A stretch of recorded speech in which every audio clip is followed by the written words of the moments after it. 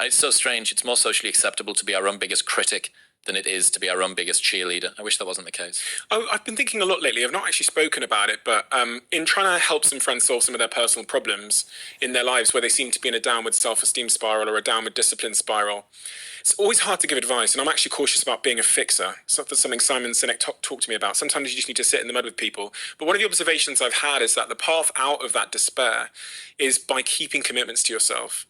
And this kind of goes back to what you're saying about the self-story and what you think about yourself every day. I think when I'm trying to give friends advice these days, what I say to them is the rewards you get in terms of self-esteem and self-story, what you think of yourself, will be correlated to the size of the commitment you keep when no one is watching. So if you say to yourself, I'm going to do this when no one is watching, we don't think it's important to keep those commitments. We think lying to ourselves is there's no sort of punishment for that.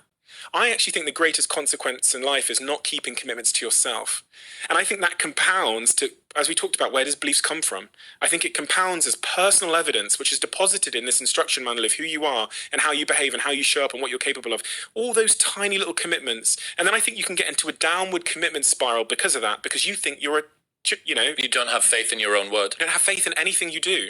Yeah. And this causes a downward spiral. So isn't it really lovely to know that maybe the way to turn that into a positive upward reinforcing spiral is just keep that tiny commitment you made to yourself today. Yeah. Like you don't have to move Mount Everest. You don't need to go on a 7-day ayahuasca retreat. How about when you said you were going to get in bed at 10 p.m., you do that? Yep. And you stack that. You talked about Alex Hormozi's quote about stacking evidence. Yep. Stack those things for a week. Honestly, I've seen it in my friends and their lives have changed. The commitments we keep to ourselves, if we say those are the most important things for compounding that evidence in our favor, everybody can start there today. Like yesterday's out of play, but the next thing you do in the next hour, can you keep that commitment to yourself? That's what I think a lot about. I think life is much more simple than we often make out.